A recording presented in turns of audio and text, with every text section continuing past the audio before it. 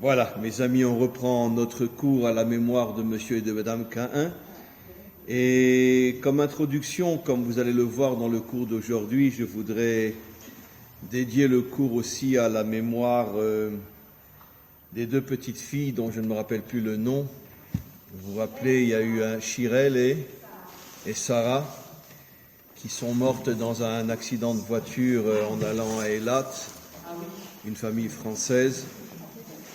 Et le père et la mère sont bien sortis, ainsi qu'un autre enfant qui était un bébé dans la voiture. Mais les deux petites filles, qui étaient très très très jeunes, sont décédées. Et hier, il y avait Achnasat Sefer Torah. Et ils ont fait, donc les parents ont fait un Sefer Torah à la mémoire de leur fille. Et j'avoue très sincèrement, et ça va être bien sûr, c'est une introduction au cours, comme vous allez le comprendre, que j'ai jamais vu une joie comme ça de ma vie. Des Achnasat Sefer Torah, on en a déjà fait, mais alors une explosion de joie comme ça, et le père, il dansait, et pourtant, ils ont traversé un drame inimaginable. Ça fait à peu près 2 ans maintenant. Je ne rentrerai pas dans les détails, ce que les parents ont traversé, c'est inexplicable et je ne peux pas expliquer. Bien que je les ai suivis depuis 2 ans, ce sont mes élèves, donc je sais exactement ce qu'ils ont traversé. Et donc hier, il y avait vraiment une explosion de joie incroyable. J'ai jamais vu ça, même pas à Simchat Torah. Même pas à Simchat Torah, j'ai vu une explosion de joie pareille. Ça n'arrêtait pas de chanter, de danser, de quelque chose de fou. Et malgré le fait que le Sefer Torah était fait à la mémoire de leurs 2 jeunes filles, il leur reste un seul enfant aujourd'hui. Et donc, des petites filles, elles avaient peut-être, je sais pas, 5, 6, 7 ans, je ne sais pas exactement. Elles n'étaient pas des bébés, mais en tout cas... Et c'est une introduction au cours que je vais faire justement aujourd'hui. Vous vous rappelez que j'ai souvent expliqué que Rashi, au tout début de la Torah, nous dit que Hachem, Allah bemarshafto livro et haolam bebidat hadin. Il est monté dans son esprit de créer le monde sur le principe de la rigueur. Bon, le mot din, qui veut dire rigueur en hébreu, est un mot, on pourrait dire, très nuancé. Mais on comprend ce que ça veut dire, midat hadin. Ça veut dire c'est toutes les catastrophes qui s'abattent dans le monde et dont le peuple juif est l'un des réceptacles malheureusement les plus importants. Mais bon, il faut dire la vérité, ce n'est pas que nous. Il y a des maladies partout, il y a des drames et des accidents partout, des guerres partout. Et si c'est vrai que le peuple juif est un petit peu, comme je dis toujours, le microcosme de l'humanité tout entière, et il prend peut-être plus que tout le monde, mais toute l'humanité vit sous le signe de Midat Hadin. Et la question qui se pose, et on l'a déjà posée souvent, et on va le voir aujourd'hui de manière un peu plus approfondie, c'est pourquoi Hachem a décidé de créer le monde sur le principe de Midat Hadin. Pourquoi ?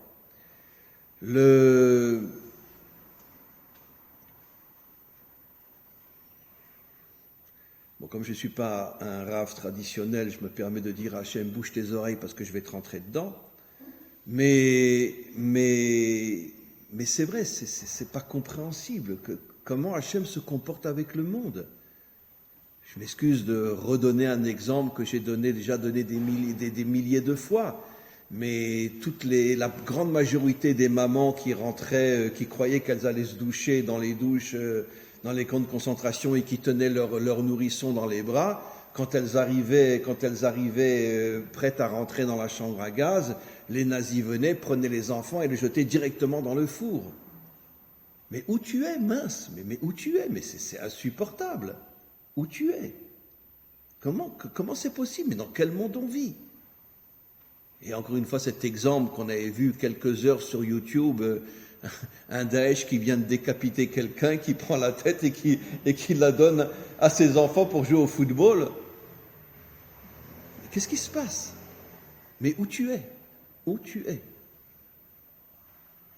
Hein? Non, mais nous, on est bien, on croit en Dieu, nous, je veux dire, au Hachem. Évidemment, nous on vit pépère ici à Jérusalem, donc il n'y a pas de problème. Mais si on avait traversé ce que des millions et des millions et des millions d'hommes et de femmes et d'enfants ont traversé, est-ce qu'on serait toujours là en train de parler de Torah? C'est pas évident. Pourquoi Hachem veut créer le monde de Midat Hadin? Pourquoi? Alors on va rentrer dans notre paracha et on va expliquer Bezrat Hachem. Et on va commencer par poser une question. Vous savez qu'on va en parler bien sûr que Lot était le fils de Haran, le frère d'Abraham. Et je vais l'expliquer dans quelques instants plus dans les détails. Lot était le frère de Sarah. Ils ont perdu leur père Haran, on va voir dans quelques instants comment et pourquoi. Et finalement Abraham, l'oncle, les a adoptés, ou plutôt il a épousé Sarah, et il a adopté Lot, qui était encore un jeune enfant à ce moment-là. Et Lot a grandi avec Abraham, donc avec ce qu'on pourrait dire la lumière des lumières.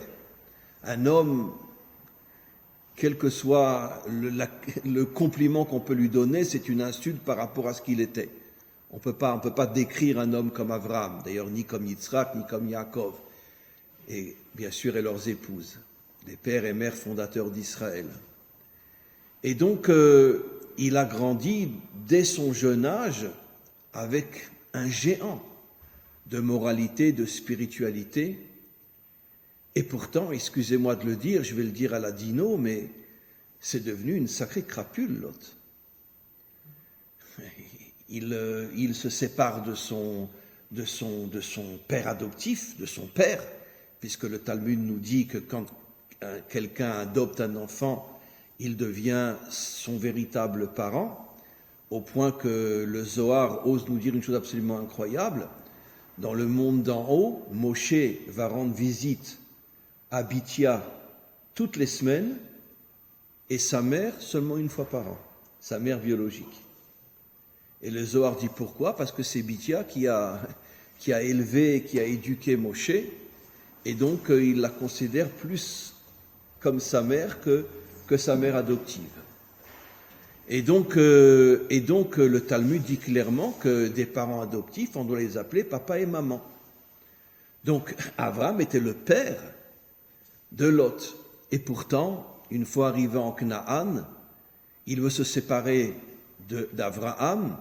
Rachi explique qu'en vérité, il voulait se séparer et de Dieu et de la Torah d'Abraham. Il ne voulait plus entendre parler d'Abraham. Bon, très bien, ok, mais il choisit un endroit convenable où il choisit d'aller habiter, à Sodome, dans un endroit où tout le monde couchait avec des animaux, l'homosexualité, les lesbiennes, et pire que tout, si quelqu'un était pris à donner la tzedaka à un pauvre, il était immédiatement exécuté. Dans les lois de Sodome, il était interdit d'aider quelqu'un qui est dans le besoin. En plus, c'était des homos, pas forcément homos dans le sens aujourd'hui, mais homos, ils allaient avec des femmes, ils allaient avec des hommes, c'est-à-dire stam. Et on a, dans la parcha de cette semaine, quand les anges viennent chez Lot et qu'ils les reçoivent dans la maison, après toute la foule arrive, ils disent « Sors-les, on veut s'amuser ». Et qu'est-ce que Lot ose dire? Franchement, s'il était là, on lui fout notre coup de poing dans la figure.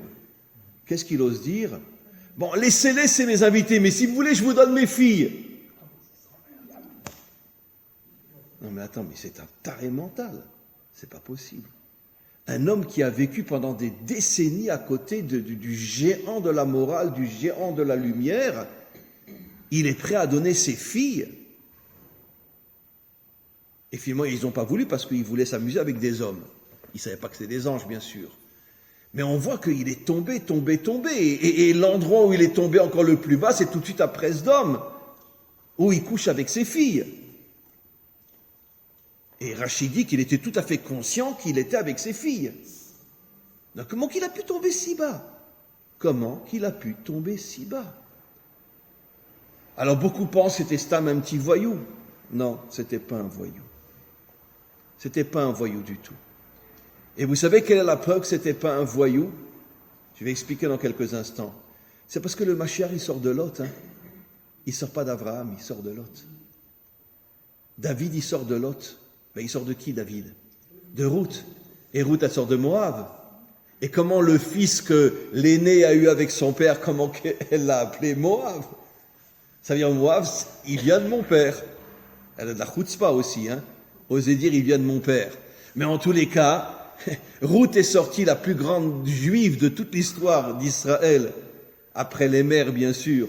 Ruth, qui est la matrice de David et la matrice du Mashiach. Donc là, c'est elle qui a enfanté celui qui va faire le tikkun du monde. Elle sort de Lot. Donc je te comprends pas, Hachem. Il quitte Abraham, il va à Sdom, il devient lui-même un corrompu, au point qu'il ose dire à la foule, je vous donne mes filles. Il couche avec ses filles, et il mérite que le Mashiach sort de lui.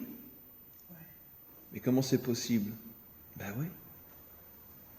Parce qu'en vérité, Lot avait traversé un trauma, et avec tout le respect qu'on lui doit, je le comprends. Bien que je vais expliquer un petit peu différemment tout à l'heure. Lot, il a vu son père brûler devant ses yeux. Qu'est-ce qui s'est passé? Au moment où, comme on le sait, Avram était le seul dans sa génération qui a osé s'opposer à Nimrod. Finalement, Nimrod l'a pris et il le jette dans la fournaise. Il rassemble toute sa famille, ses frères, etc. Il rassemble des centaines de milliers de personnes pour voir comment Nimrod va exécuter Coluche avec un camion. Non, je me trompe. Comment Nimrod va exécuter Abraham. Bon, on sait, on ne comprend pas ce qui s'est passé, il y a eu un miracle, Abraham a été sauvé. Et Haran était là, son frère était là. Et Haran, jusqu'au moment où il voit son frère sauvé, il était plus du côté de Nimrod que du côté d'Abraham, puisque le texte nous dit, le verset nous dit, Echad aya Abraham, il était le seul à s'opposer à Nimrod. Tout le monde craignait Nimrod. Et puis en plus, Rachid nous dit que Nimrod était un démagogue inimaginable. Je veux votre bien, je veux votre bien, je veux votre bien. Et tout le monde le croyait. Parce que c'était pas un dictateur dans le sens stalinien ou Hitler. C'était un dirigeant démocrate. Ça veut dire, je veux votre bien, je veux votre bien, je veux votre bien. Et tout le monde le croyait. Et quand Abraham a osé s'opposer à Nimrod, tout le monde était contre Abraham. Il dit, mais comment tu oses t'opposer à un homme pareil? Mais regarde, toute sa vie c'est pour nous. Et Rachid dit, c'était un grand démagogue qui arrivait à tromper les gens, comme le serpent. D'ailleurs, le Zohar dit qu'il était là aussi l'une des réincarnations du serpent. Et le serpent, il vient sans faire de bruit. C'est pas comme un lion qui vient et qui t'attaque et tu le vois. Lui, tu le vois pas. Et donc, et d'ailleurs, beaucoup de rabbanim plus modernes disent que Nimrod est le symbole thoraïque de ce qu'on appellera plus tard la démocratie. Ben oui, c'est quoi la démocratie? C'est je m'en mets plein les poches, d'accord? Et puis je fais croire à tout le monde que je veux leur bien. Avec des exceptions, il y a des hauts et des bas, mais c'est plus ou moins ça. Il faut beaucoup prier, mes amis, parce que dans quelque temps, lorsque Lapid va devenir Rosh Memshala, il a déjà annoncé qu'il va tout faire pour créer 2 États et partager Jérusalem. Donc, non, mais il veut notre bien, il veut qu'il n'y ait plus d'attentats. Voilà, il veut qu'il n'y ait plus d'attentats. Ce qui se passe, c'est qu'une fois qu'ils auront un État, ils pourront faire ce qu'ils voudront, et ça sera la catastrophe. Ça sera pire encore que ce qu'on a vécu. Mais non, mais il veut notre bien, bien sûr. En tous les cas, qu'Hachem le protège. En haut, pas en bas. Et donc, on continue. Haran voit Abraham sauvé. Et à ce moment-là, il se dit, bon, ben, si Abraham a été sauvé, c'est donc, c'est lui qui a raison. Et dans sa pensée intérieure, personne ne l'entend. Il dit, ben, maintenant, je vais me mettre du côté d'Abraham. Jusqu'à présent, il était du côté de Nimrod. Encore une fois, parce que Nimrod n'était pas un dictateur dans le sens stalinien. Il se faisait passer pour quelqu'un de très très bon. Et puis tout d'un coup, Nimrod le voit, Haran, il vient vers lui, il lui dit, t'es de quel côté toi maintenant, que ton frère a été sauvé? Haran dit, excuse-moi, je suis désolé, je suis maintenant du côté de mon frère. Haran appelle des soldats, ils le prennent, ils le jettent dans la fournaise. Et il lui dit, si tu es du côté de ton frère, tu vas être sauvé comme ton frère. Mais lui n'est pas sauvé comme son frère, parce qu'il n'a pas le niveau de son frère. Et Lot voit ça, Sarah aussi. et il le voit brûler devant les yeux. À ce moment-là, Lot hurle. Il regarde vers le ciel, il dit « Mais attends, tu te fiches de qui? Pourquoi mon oncle est sauvé et mon père est brûlé devant mes yeux? Alors tu n'existes pas.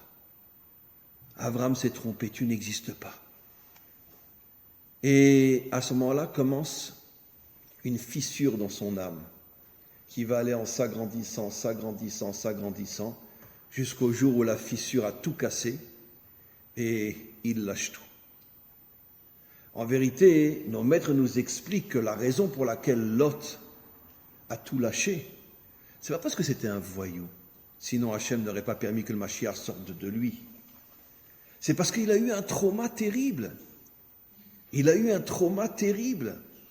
Et ce trauma-là, c'est ce qui l'a amené à la conviction que c'est pas possible que Dieu existe. Comment Dieu peut me permettre de voir mon père brûler devant mes yeux? Et j'imagine qu'il a dû hurler, le père. Et donc, avec le temps, il a tout lâché. Et même si Abraham a tout fait pour essayer de le consoler, puisque Abraham était bien sûr conscient du trauma qu'il y avait dans Lot. Mais même Abraham n'est pas arrivé.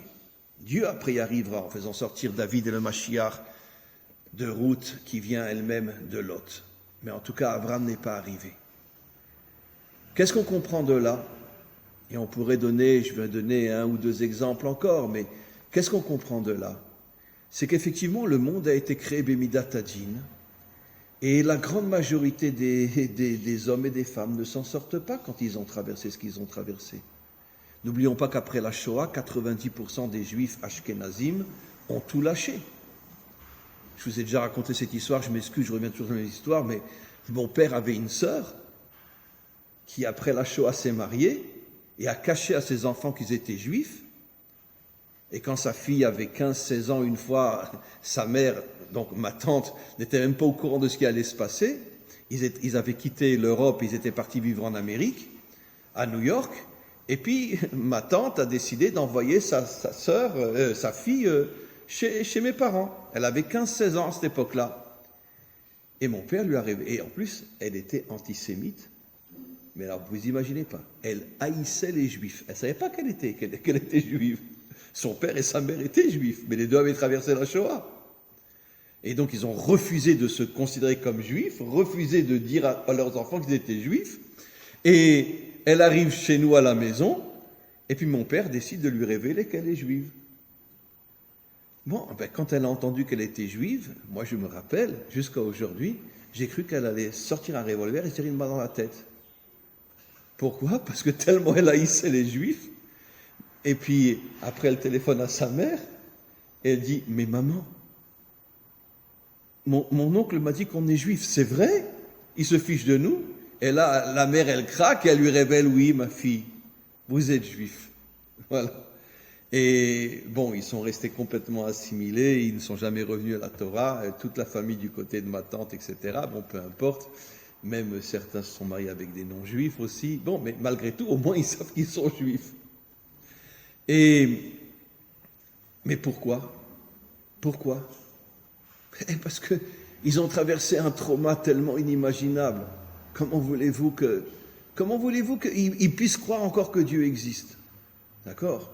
Comme je dis toujours, d'accord, bon, vous pouvez me jeter des pierres, je m'en fiche, mais qu'on arrête de nous saouler avec le Dieu de l'amour, le Dieu de la grâce, le Dieu dans le matin, mais se foutent de nous, les rabbins et les curés, mais c'est pas possible. Non mais attends, le Dieu de l'amour, tu aimeras ton prochain comme toi-même. Vous savez que la plus grande escroquerie jamais dite sur terre, c'est tu aimeras ton prochain comme toi-même, que tout le monde comprend que tu dois l'aimer véritablement. Mais pourquoi la Torah dit, au lieu de dire ve'ahavta lereacha, tu aimeras ton prochain, pourquoi elle dit kamocha, comme toi-même? Parce que trouvez-moi un homme qui s'aime réellement. Vous connaissez beaucoup d'hommes qui s'aiment réellement? Ben non. Non. Si c'est un Ashkénaze, comme ça toute la journée. Si c'est un Sfarad, la vitrine est belle. Très bien. Mais en tout cas, vous connaissez beaucoup de gens qui sont bien dans leur peau, qui s'aiment véritablement, dans le sens un amour réel, parce que l'amour nous donne des forces, l'amour nous donne un courage inimaginable. Alors pourquoi la Torah dit tu aimeras ton prochain comme toi-même? C'est-à-dire comme toi tu ne t'aimes pas, tu n'aimeras pas les autres. Oui. Et vous savez quelle est ma preuve de ce que je dis? C'est qu'un jour, quelqu'un qui voulait se convertir est venu voir Hillel.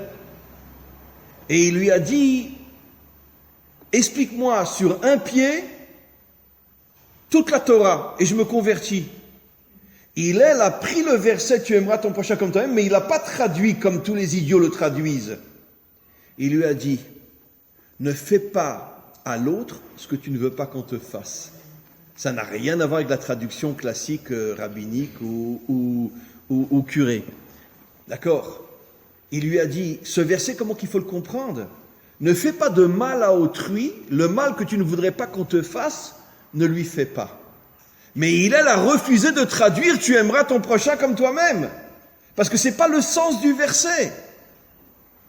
C'est une des plus grandes escroqueries jamais émises par tous les représentants soi-disant de Dieu, qui nous font croire, tu aimeras ton prochain. Quoi, Dieu est un Dieu d'amour? Ben mince alors, des centaines de milliers d'enfants qui sont arrachés des bras de leur mère, qui sont jetés dans le four vivant, Dieu est un Dieu d'amour? Dieu, on ne le comprend pas. On ne le comprend pas. Alors ne me prenez pas à la lettre, je n'ai pas dit qu'il faut l'abandonner. D'accord?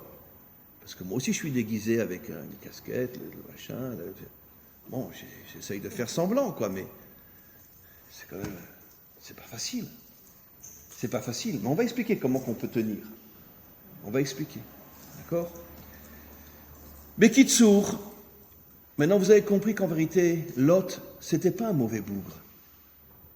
Il a tout simplement jamais surmonté l'épreuve qu'il a vue de ses yeux, voir son père hurler, brûler, transformé en cendres devant ses yeux. Il n'a jamais pu surmonter cette épreuve. Et comment voulez-vous qu'il continue à croire en Dieu? Surtout à cette époque-là où 99,9% des gens étaient idolâtres. Le premier qui a découvert le Dieu un, c'était en vérité Abraham. Donc ils étaient tous nés dans l'idolâtrie, même Abraham est né dans l'idolâtrie. Abraham a fait le chouva à l'âge de 15 ans. Mais jusqu'à 15 ans, Abraham était idolâtre, jusqu'au jour où il décide de casser toutes les idoles de son père. Mais il est né dans l'idolâtrie lui-même, alors Haran et Lot aussi. Donc c'est sûr qu'après voir son père brûler, comment voulez-vous qu'il croie en Dieu? C'est impossible. Oui. Comment vous expliquez que ce qui s'est passé avec Lot ne se soit pas passé avec Sarah? Le traumatisme. Deux enfants face à la même épreuve. L'un, ça le traumatise jusqu'à je ne sais pas quel degré, et l'autre, apparemment, elle a la force de le surmonter, elle continue sa vie avec son homme qui devient son mari, la suite, on connaît. Ouais, c'est une excellente question. Je vous répondrai très simplement, mais on pourrait en parler pendant des heures. Parce qu'une femme mariée, elle sait que son rôle, c'est de construire son mari. Et elle développe en elle des forces inimaginables. Mais elle n'était pas mariée à ce moment-là. Comment? D'accord, mais dès qu'Abraham les a récupérés, ils se sont mariés. Sarah était beaucoup plus âgée que Lot. Et donc, elle avait 10 ans de moins qu'Abraham. Quand Abraham avait 100 ans, elle avait 90 ans. Elle a eu Yitzhak à 90 ans. Donc, imaginons qu'Abraham l'a épousée quand il avait, 22, 23 ans. Elle devait avoir 13, 14 ans à cette époque-là. Et donc, à partir du moment où elle rentre dans son rôle de femme authentique, elle comprend que toute sa vision du monde, c'est construire son mari. Et donc, ça va l'obliger à développer des forces inimaginables en elle qui vont l'aider à surmonter le trauma qu'elle a traversé. Mais d'un autre côté, vous avez malgré tout un petit peu raison, Sarah est morte comment la semaine prochaine? En apprenant que son père était prêt à sacrifier son fils. Ça veut dire que ça prouve bien que même si elle sait qu'il ne l'a pas sacrifié, mais l'idée même qu'Abraham était prêt à tuer Yitzhak, elle est morte d'une crise cardiaque. Ou peu importe, mais en tout cas, elle est morte sur le moment. Pourquoi? Mais parce que ça prouve bien qu'elle avait encore malgré tout une blessure énorme en elle, qu'elle est arrivée à mettre de côté en s'occupant de son mari et en s'occupant après de Yitzhak.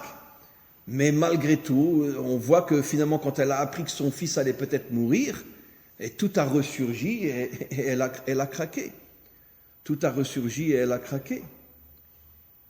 Je me rappelle une autre histoire, je ne rentrerai pas dans les détails, d'un homme qui lui avait été, c'était des amis de mes parents, que lui il avait été à Auschwitz, il s'en était sorti, etc.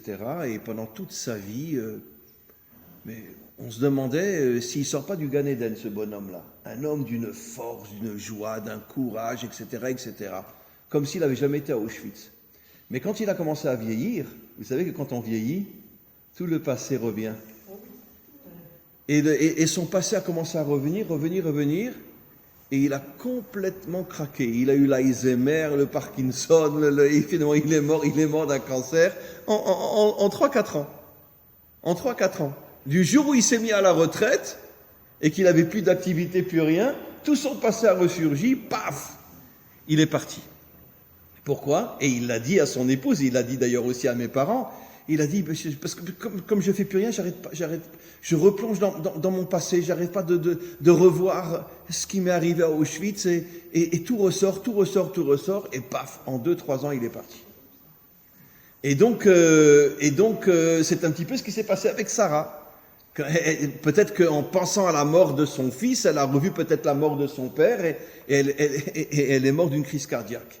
Mais pendant tout le temps qu'elle était vraiment à côté de son mari et occupée à construire son mari, elle avait d'autres pensées.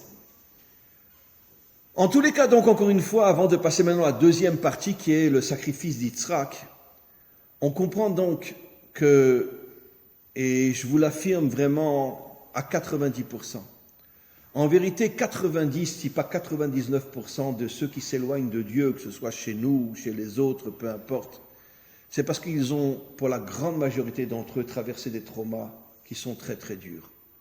Bien sûr qu'il y a de vrais voyous, évidemment qu'il y a de vrais voyous, mais ce n'est pas la majorité.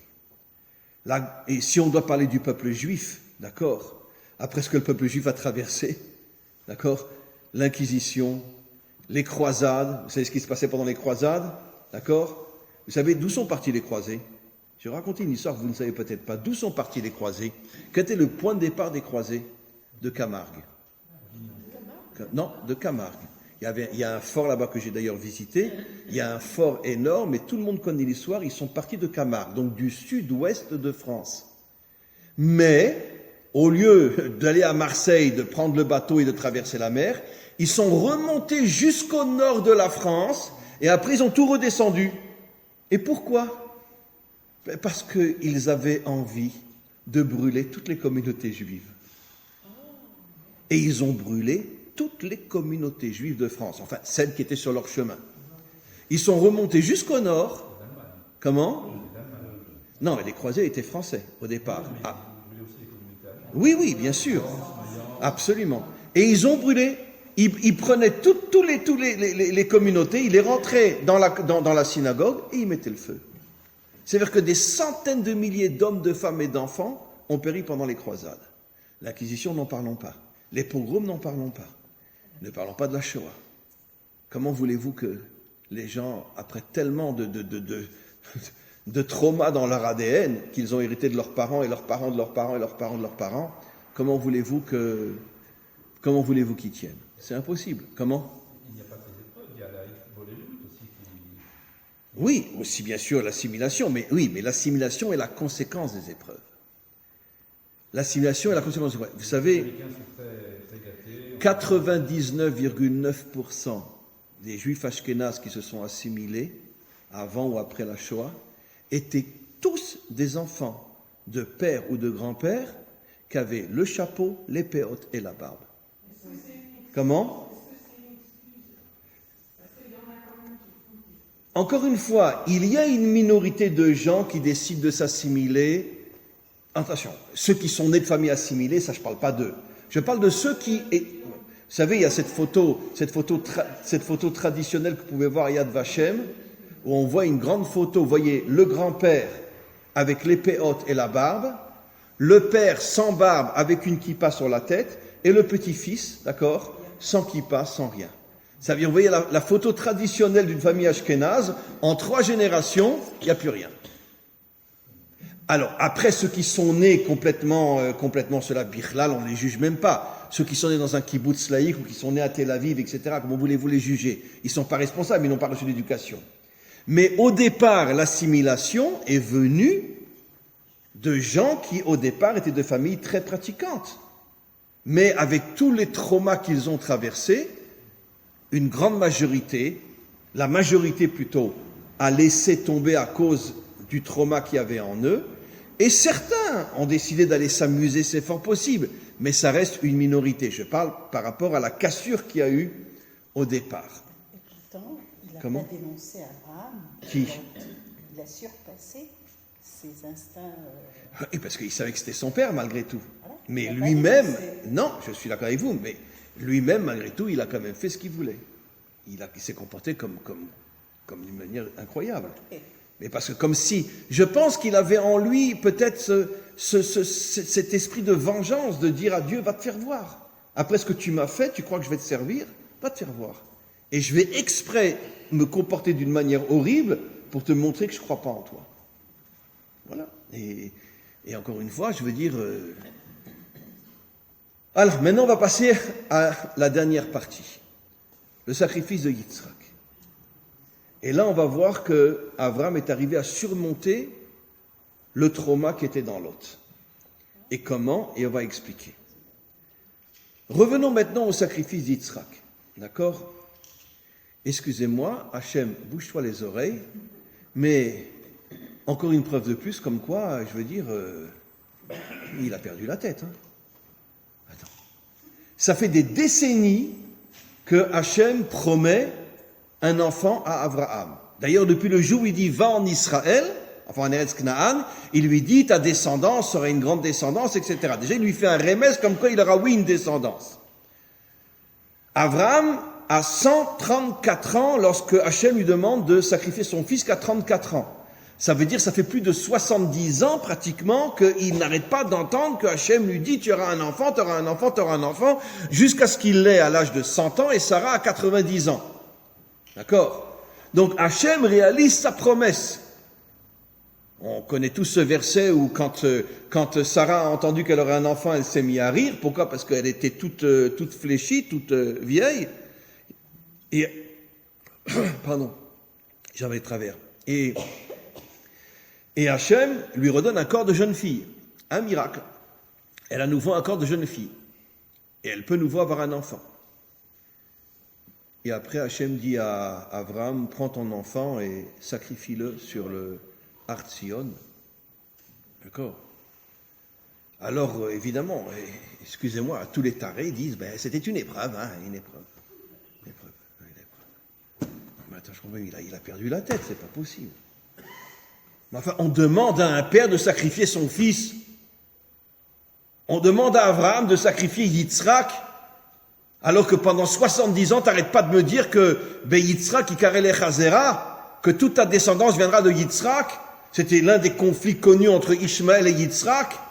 Ishmaël était le Bechor, et il était aussi d'une femme extraordinaire. Agar était une femme extraordinaire. Et quand il entend finalement que Hachem choisit Yitzhak, je comprends qu'il a aussi pété un câble, Ishmaël. Et tout d'un coup, Hachem dit, prends-le et tue-le. Comment c'est possible? Comment c'est possible? Vous savez, pendant la Shoah, combien de fois les nazis rentraient dans des ghettos, donnaient un revolver au père et disaient « tire sur ta famille » pour s'amuser. Dans 99,9% des cas, qu'est-ce que faisait le père? Il prenait le revolver, il se tirait une balle dans la tête. C'est ce qu'il faisait. Et Abraham, il est prêt à aller tuer son fils. Donc là-haut, il y a un problème, et en bas, il y a un problème. Comment c'est possible? Est-ce qu'Abraham n'était pas à l'épreuve à Kadosh Baruch Hu à ce moment-là? À l'épreuve? Oui. Oui, mais comment qu'il accepte une chose pareille? Pourquoi il n'a pas dit à Hachem? Je vais vous donner un exemple. Dans la même paracha, dans la paracha, Vayera, quand Hachem annonce à Abraham qu'il va détruire Sdom, Abraham a le culot de dire à Hachem, toi qu'on appelle le juge de toute la terre, tu sais même pas rendre justice? Il faut avoir un sacré culot pour dire une chose pareille. Et quand tu lui demandes de tuer son propre fils, pas un mot, rien. Mais qu'est-ce qui se passe? Alors, quand Hachem parle de détruire la plus grande pourriture de la terre, Sodome, il réagit. Et quand il lui tuait son propre fils, qui était un Kadosh Elion, Un tzaddik katsoum, pas de réaction, rien. C'est pas logique. C'est pas logique. C'est pas logique. Quel est l'homme aujourd'hui qui accepterait qu'on lui mette un revolver dans la main et lui dire vas-y, tire sur ton fils? Bon, ça, vous en trouvez, hein. Les martyrs qui vont se faire sauter, qui ont gêné par Non, je dis un père à qui on dit tire sur ton fils. Oui, ça vous avez raison. Mais eux le font pour monter au Gan Eden. Enfin, dans leur conception à eux. Comme il y a eu récemment en Afghanistan. Ils se sont fait deux Daesh se sont fait sauter dans une mosquée. Mais parce qu'eux, ils pensent qu'ils vont directement au Gan Eden après. Donc ils ne le font pas pour se faire du mal. Ils le font pour avoir un raccourci, quoi. Ils en ont marre de ce monde et ils préfèrent se retrouver là-haut avec Allah, c'est tout. Et parce qu'on les éduque comme ça aussi, hein, parce qu'on leur dit, si tu te sacrifies, tu iras directement au Gan Eden, tu seras près de Mahomet, etc. Donc bon, ils gobent toutes ces choses-là, ils les croient. Comment 72. Ah oui, et en plus 72 vierges, alors. Ouais. Voilà. Qui c'est qui va hésiter? Bon. Et donc, voilà. Donc, évidemment, avec tout ce qu'ils entendent depuis qu'ils sont gosses, comment voulez-vous qu'ils se flinguent pas? Surtout si c'est pour tuer ce qu'eux considèrent comme des ennemis de leur vision de l'islam. Mais bon, en tous les cas, qu'est-ce qui s'est passé avec Abraham? Qu'est-ce qui s'est passé? Alors, je vais commencer à boucler la boucle. Et je vais revenir sur la première faute de l'histoire, la faute de Adam. Comme vous le savez, la faute de Adam, on peut l'expliquer pendant plusieurs milliards d'années sans se répéter, puisqu'elle contient toute l'histoire du monde. Je vous pose une question. L'homme est la seule créature qui a été créée avec le Yetzer HaTov et le Yetzer Hara. Les forces du bien, les forces du mal. Et Adam a aussi été créé avec les forces du mal et les forces du bien. L'homme est la seule créature qui a le libre arbitre. C'est-à-dire que Hachem lui a donné la possibilité de se battre lui-même pour imposer son Yetzer HaTov à son Yetzer Hara. L'arbre de la connaissance du bien et du mal, évidemment, il n'y avait pas d'arbre, et tout ça, ce sont des codes. Mais qu'est-ce que ça veut dire en vérité? La connaissance du bien et du mal. C'est-à-dire, si je veux être un homme qui arrive à lutter contre le mal, je dois forcément connaître le bien et le mal. Je dois savoir ce qui est bien et je dois savoir ce qui est mal. Parce que si je ne sais pas où est le bien, si je ne sais pas où est le mal, comment voulez-vous que je me batte contre le bien et le mal? Comment voulez-vous? Donc je dois forcément, 90% des hommes ne savent pas où est le vrai bien, où est le vrai mal. Bien sûr. Mais si je veux savoir, parce que c'est et da'at, da'at, ça veut dire la connaissance, dans le sens profond du terme, la connaissance du bien et du mal. Hachem lui dit, ne mange pas de cet arbre-là. La première fois que Hachem a commencé à disjoncter, c'était à ce moment-là. Quand il lui dit, ne mange pas de cet arbre-là. Pourquoi il lui dit une chose pareille? Mais attends, tu me donnes le bien et le mal, tu me donnes le libre arbitre et tu me dis, je ne veux absolument pas que tu saches où est le bien et où est le mal. Mais comment c'est possible? Comment c'est possible?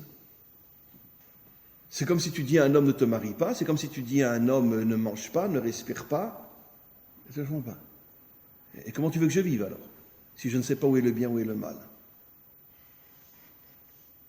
En vérité, on va rentrer dans un domaine qui est très important, dont on a déjà parlé, mais je veux le revoir d'une manière beaucoup plus profonde. En vérité, toutes les épreuves que Hachem nous envoie, c'est le sod, le secret de la Emouna. C'est quoi la Emouna? Alors, évidemment, discours rabbinique classique, il faut croire en Dieu et accomplir les commandements. Très bien. C'est ça la Emouna. Non, c'est pas la Emouna, c'est du bidon total. Je n'ai pas dit qu'il ne faut pas accomplir les commandements, qu'il ne faut pas croire en Dieu. Ça, c'est pas la Emouna. Non. La Emouna, ça me rappelle une histoire que j'ai déjà racontée 1000 fois à vous aussi, mais c'est pas grave. Moi, je me lasse jamais de raconter des histoires. D'accord? Comment s'appelle la chassidoute qui est à Natania, là? La chassidoute Tzantz. Le rabbi de Tzantz est déporté à Auschwitz, l'ancien, pas l'actuel. Déporté à Auschwitz, lui, sa femme, ses 11 gosses. Dès qu'ils arrivent, la femme et les 11 gosses, directement, allez vous laver. Et lui, il arrive à tenir. Rabbi de Tzantz. Il y a un nazi, je vais raconter 1000 fois cette histoire-là, mais c'est pas grave. Un nazi qui repère, qu'il est rasé comme tout le monde, il n'a pas de cheveux, il n'a rien, il a quelque chose dans son regard qui n'est pas comme les autres. Il sent que celui-là, c'était peut-être un grand avant. Et il décide de le tabasser tous les jours. Et tous les jours, il court derrière le nazi et il le tabasse avec une barre de fer. Il le tabasse, il le tabasse, il le tabasse. D'accord ? Un jour, il s'écroule. Le Rabbi de Tzantz, le père de l'actuel Rabbi de Tzantz, il s'écroule. Le nazi met sa botte sur son cou et il lui dit « Alors dis-moi, c'est qui le peuple élu ?» Bon, j'aime pas le mot élu parce que c'est pas marqué dans la Torah, mais bon, eux, les nazis, ils vont selon la traduction. C'est le peuple choisi, c'est pas le peuple élu. Mais il lui dit « C'est qui le peuple élu ?» Et le Rabbi de Tzantz répond « C'est celui qui est sous la botte. » Le nazi est tellement choqué par le courage de cet homme. Il avait en plus son flingue là pour lui tirer une balle dans la tête. Il le laisse, il s'en va et il le frappera plus jamais. On ne sait pas ce qui s'est passé. Le Rabbi de Tzantz racontait cette histoire tous les ans au moment où ça lui était arrivé. Il lui dit, le peuple élu, c'est celui qui est sous la botte. Et l'autre est tellement choqué du courage de ce squelette que... Quelle est la première chose que le Rabbi de Tzantz fait quand il arrive en Israël? Il construit l'hôpital Laniado. Il aurait pu construire des yeshivot, il aurait pu construire... Non. Il a compris sa mission, l'hôpital Laniado. Il construit cet hôpital-là. Un homme absolument incroyable. Et tous les ans, il racontait cette histoire-là quand il était sous la botte. C'est marrant qu'il ait dit ça, parce qu'on pourrait croire qu'il avait dit ça par rapport à Esav, sous le talon d'Esav. Bon, peut-être qu'il faisait allusion aussi à ce genre de choses, possible. Mais en tout cas, oser dire quand tu es sous la botte d'un nazi qui tient son flingue et qui te pointe sur la tête, le peuple élu, il est sous la botte, bon, c'est sûr, tu fais Shema Israël, c'est fini. Le nazi a renoncé. Il l'a lâché. Et il n'a plus jamais frappé. Tellement il était impressionné par le courage de cet homme-là. Et c'est comme ça qu'il est sorti d'Auschwitz et qu'il s'est retrouvé après Natania. Et donc, comment il a pu dire une chose pareille? Comment? C'est la Emouna. Comprenez bien une chose, d'accord? Qu'on arrête de nous saouler avec les bêtises. Je crois en Dieu, j'ai la Emouna. Non. Quand c'est que tu as la Emouna, quand tu traverses des épreuves inimaginables, incompréhensibles, inexplicables, au point que tu aurais raison même de crier, de lui dire et malgré tout, tu acceptes, et je vais expliquer comment et pourquoi, tu acceptes de te dire que même si je ne comprends pas, même si je suis révolté, même si ce qui m'arrive est absurde, même si c'est inacceptable, je suis sûr qu'il y a quelque chose de caché là-dedans qu'un jour je comprendrai, et je ne me révolte pas, et je continue à me connecter. Ça, c'est la véritable Emouna. On pourrait traduire Emouna plutôt que de dire foi, on pourrait dire confiance. Plus encore, comment qu'on appelle l'entraînement en hébreu? Emonim. J'ai déjà expliqué ça. Maintenant, quand Sayeret Matkal, où toutes les Sayeret font des Emonim, vous imaginez un petit peu la difficulté? Vous savez que ça, il ne faut pas l'enregistrer, mais vous savez que parmi les Emonim de Sayeret Matkal, il y a des séances de torture? Ben oui, parce que si jamais ils tombent chez les ennemis, ils vont être torturés. Il y a des séances de torture dans Sayeret Matkal, et pas que. Il y a aussi d'autres Sayarot où il y a des séances de torture, pour si jamais ils sont prisonniers, qu'ils puissent résister. Donc on leur apprend à souffrir sous la torture. On leur fait passer des discours de lapide. Comment? On leur fait passer des discours de lapide. Ben on les lapide. On les lapide. C'est ce que lapide va faire, il veut nous lapider. Et donc, en tous les cas, incroyable, le mot s'entraîner à devenir un soldat se dit Emounim, dont la racine c'est Emouna. Qu'est-ce qu'on comprend de là? Merci de l'avoir rappelé. Que finalement la Emouna, c'est pas je crois. La Emouna, c'est je suis dans une situation inacceptable. J'ai toutes les raisons de m'écrouler et de tout envoyer balader.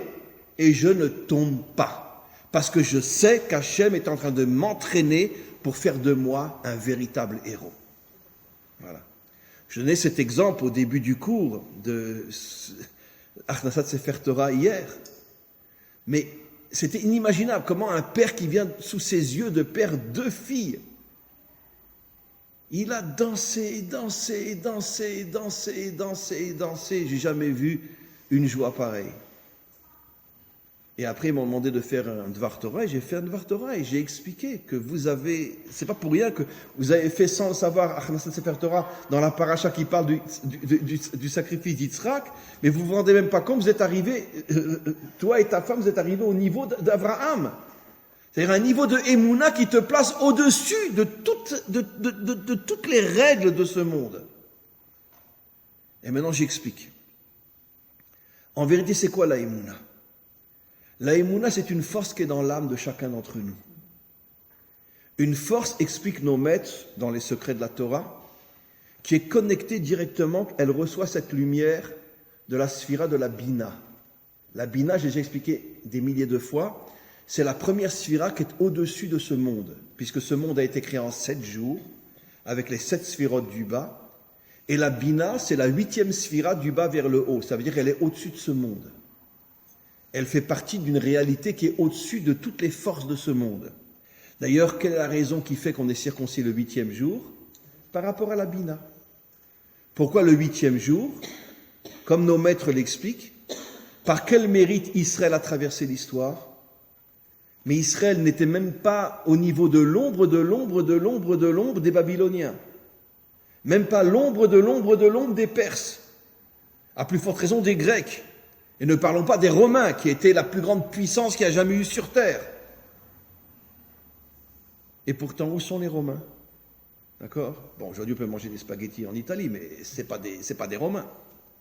Où sont les Grecs ? Les Grecs, c'est le pays le plus pauvre d'Europe. Où sont les Perses ? Il y a les Iraniens, mais ça n'a rien à voir. Et alors, les Irakiens, par rapport aux Babyloniens, c'est même pas comparable. Où ils sont ? Et Israël, le peuple le plus poursuivi, est toujours là. Pourquoi ? Parce que Hachem nous a fait le plus grand cadeau jamais fait à aucun peuple. La circoncision à l'âge de 8 jours. Vous vous connectez à la Bina, vous recevez en vous une force qui est au-dessus de ce monde et vous ne pourrez jamais disparaître. Et si vous me posez la question, et c'est pas moi qui le dis, c'est le Talmud, mais les femmes, et alors ? Eh bien, le Talmud répond quelque chose à pleurer. Il dit, les femmes n'ont pas besoin de se circoncire. Elles ont la Bina en elles. Comme il est dit, Bina yetera nitna laisha. Toutes les forces de la Bina se trouvent dans la femme. C'est-à-dire que la femme a en elle une force qui naturellement la place au-dessus de la nature. D'accord ? L'homme, il a besoin de se circoncire pour ça. Il a besoin de faire un acte. Mais la femme, elle naît avec la Bina en elle. Bina yetera nitna laisha. Comment ? Quoi ? Et c'est pour ça, je l'ai déjà dit, qu'il dit Shasani Kirtsono, ça veut dire je suis comme toi, tu es au-dessus de ce monde, moi aussi je suis au-dessus de ce monde. Absolument. Et donc, finalement, comme je dis toujours, je veux dire, aujourd'hui, nous les mecs, on se croit les mais au moment de la délivrance, ça va chauffer. Oui, parce que, qu'est-ce que dit le roi Shlomo déjà depuis 3000 ans ? Eshet Raïl Ateret Baala. La femme vertueuse est la couronne de son mari. La couronne, elle est en dessous les pieds ou elle est sur la tête ? Ce qui veut dire qu'un jour, l'homme se rendra compte que finalement, sa couronne, qui est au-dessus de lui, c'est son épouse. Et il reconnaîtra que finalement, que pendant des millénaires, il a joué au mec, mais qu'en vérité, la seule vraie force dans ce monde, c'est la femme. Et sans elle, comme disent nos maîtres, un homme qui n'est pas marié n'est pas un homme. Ça veut dire que c'est un animal, c'est pas un homme. Il n'a pas la dimension d'homme. Par contre, nos maîtres ne disent pas une femme qui n'est pas mariée n'est pas une femme. Nulle part c'est marqué. Mais un homme qui n'est pas marié n'est pas un homme. C'est-à-dire que la femme, elle a en elle des forces, qui, bien sûr qu'elle doit se marier. Mais l'homme, lui, s'il n'est pas marié, c'est pas un homme. Adam chez Enlo Isha, Enlo Adam. Donc vous voyez le rôle de la femme. On continue. La Bina, c'est une force qui est au-dessus de la nature. En réalité, maintenant, je conclus et j'explique. Pourquoi Hachem a décidé de créer le monde Mebidat Hadin? Pourquoi Hachem nous met dans des épreuves inimaginables? Pourquoi Hachem a mis spécialement le peuple juif dans des épreuves inimaginables, incompréhensibles, que personne ne peut expliquer? Même si, encore une fois, des tas de peuples ont traversé aussi des choses incroyables. Mais surtout Israël. Pourquoi? La réponse est parce que Hachem veut que nous arrivions à allumer l'étincelle de la Emouna qui est dans notre Neshama, afin de nous élever au-dessus de toutes les limites de ce monde. C'est quoi la sortie d'Égypte? Vous savez que le mot Égypte n'existe pas dans la Torah. C'est une pure invention des traductions. Qu'est-ce qui est marqué dans la Torah? Mitzrayim. C'est quoi le mot Mitzrayim? La racine Metzar, le monde des limites. Le monde des limites. Ça veut dire que ce monde matériel est un monde de limites, à tous les niveaux. Je ne peux pas être en même temps au nord et au sud. Je ne peux pas unir le feu et l'eau. Je ne peux pas être en même temps en été et en hiver. Je ne peux pas avoir 60 ans et en même temps 15 ans. On est extrêmement limité. Mais au-dessus de ce monde limité, il y a un monde qui commence avec la Bina, qui lui est complètement au-dessus de toutes les limites de ce monde. Et cette force, Hachem l'a mis en nous, c'est la Emouna. Mais pour pouvoir allumer la Emouna, il faut qu'on accepte, et c'est ce que Abraham a compris à la différence de Lot. Lot est resté prisonnier à l'intérieur de son trauma. J'ai vu mon père brûler devant mes yeux, je ne crois plus en Dieu. Et je vous dis de la manière la plus sincère, je ne lui fais aucun reproche. J'accepte.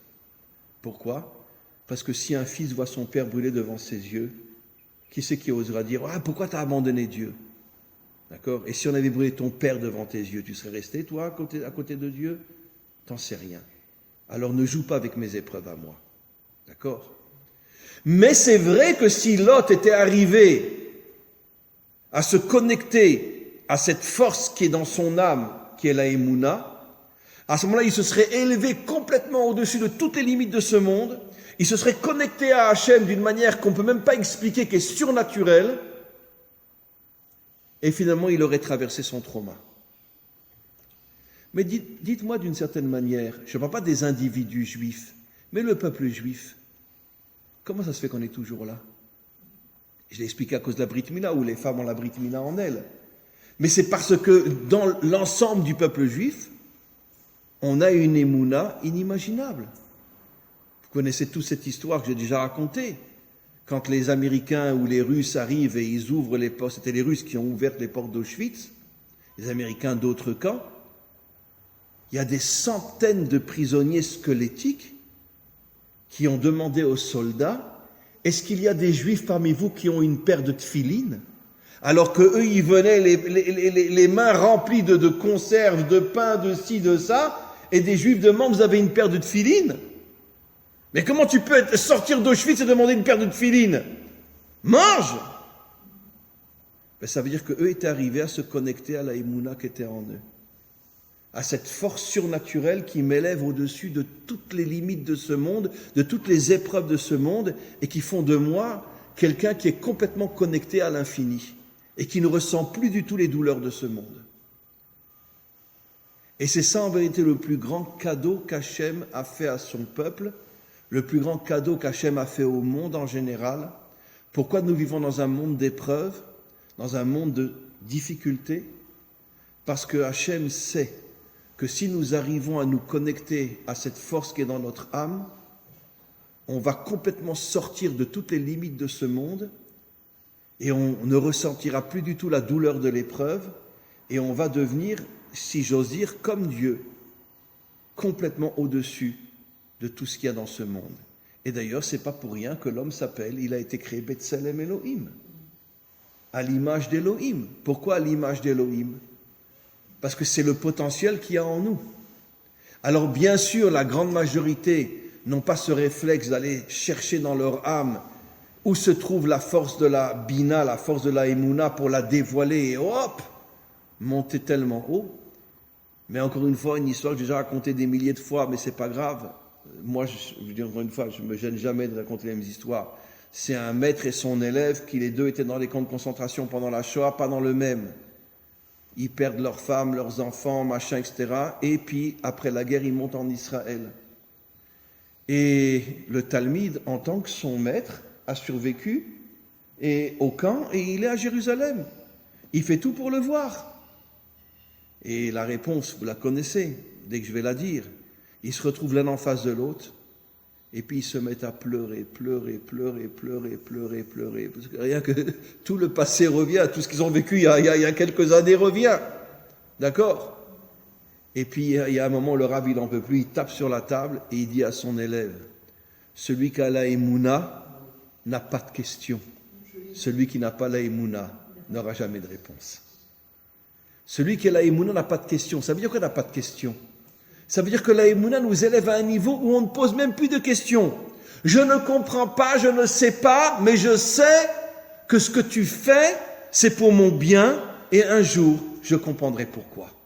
Au moment de la délivrance, on comprendra rétroactivement tout ce qu'on a traversé. Aujourd'hui, je ne comprends pas, mais je n'ai pas de questions. Pourquoi je n'ai pas de questions ? Parce que la émouna me connecte à un niveau qui est tel que j'ai pas de questions. Je continue, je fonce.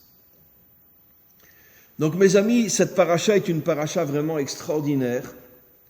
Et encore une fois, on doit vraiment travailler sur nous-mêmes, savoir que Hachem nous a dotés d'un cadeau surhumain, d'un cadeau inimaginable, que nous ne pouvons trouver qu'au moment d'une épreuve. Rares sont les hommes et les femmes qui ne traversent pas des épreuves dans leur vie.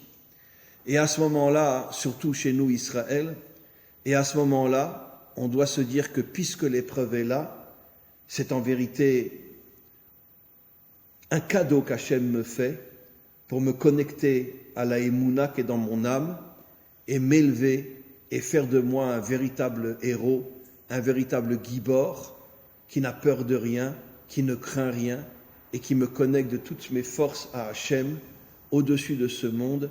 Amen, Vechen Yehiratson. Et Mouna, c'est aussi, il y a le mot Amen dedans, il y a He et Vav, qui représente Hachem. Absolument. Dans ce monde, et Amen, c'est la gematria de Adonai et tout ce qu'elle va faire. Absolument. Dans le mot Emouna, dit notre cher ami, il y a le mot Amen, qui a pour valeur numérique l'union entre les deux noms divins, Havaye, Yudke Vavke et Adonai. Ça veut dire le Dieu d'en haut et le Dieu d'en bas. Et donc c'est ça le mot Amen. Ça veut dire je crois qu'il y a une connexion entre le monde d'en bas et le monde d'en haut. Voilà. Je crois qu'il y a